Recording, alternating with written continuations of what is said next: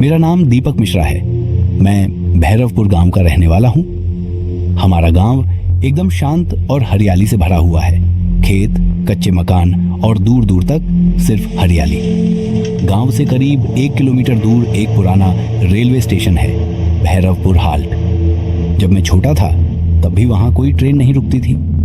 गांव के बड़े बुजुर्ग कहा करते थे कि सालों पहले वहां एक भीषण हादसा हुआ था।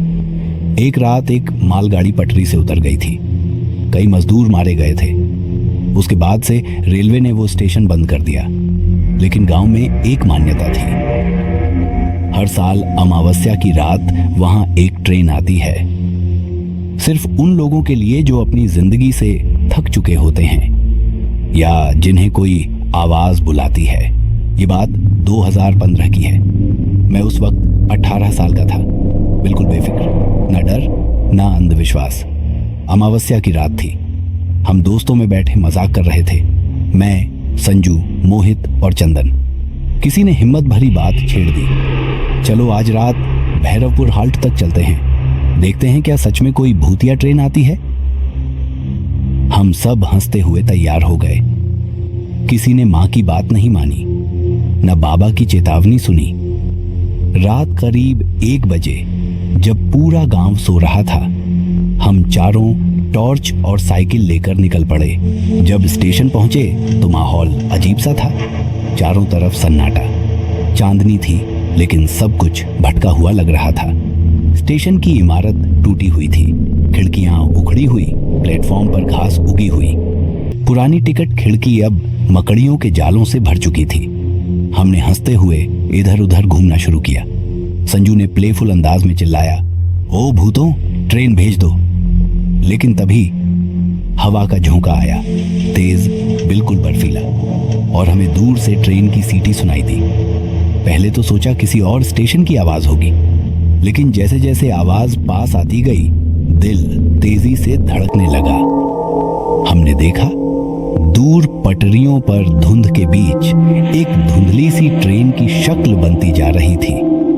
कोई इंजन नहीं दिख रहा था, सिर्फ डिब्बे, और हर डिब्बे की खिड़कियों से पीली रोशनी झांक रही थी। ट्रेन बिना इंजन के चल रही थी और कोई आवाज नहीं थी सिवाय लोहे की चरमराहट के। हम सब डर के मारे प्लेटफॉर्म से पीछे हट गए। मोहित ने डरते डरते बोला, भाग चलते हैं दीपक भैया, कुछ गड़बड़ है। लेकिन मेरे पैर जैसे जमीन में धंस गए थे। मैं देखता रहा।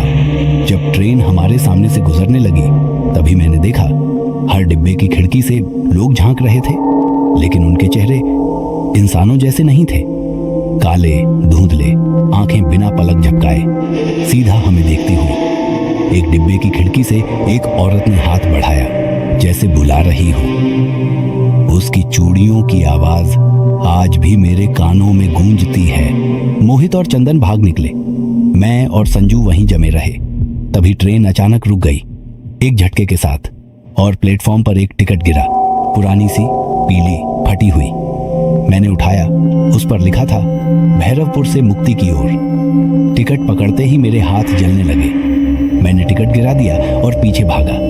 जब हम गांव लौटे तो गांव के बुजुर्गों ने डांटा, बच गए हो। वहां जो टिकट पकड़ लेता है उसकी आत्मा अगले अमावस्या को उस ट्रेन में शामिल हो जाती है। उस रात के बाद मैंने कभी वापस भैरवपुर हाल्ट का रुख नहीं किया। आज भी जब अमावस्या की रात आती है और दूर से किसी ट्रेन की सीटी सुनाई देती है तो मेरा दिल डर से कांप उठता है, क्योंकि मैं जानता हूं कुछ यात्राएं एक बार शुरू हो जाए तो उनका कोई लौटना नहीं होता।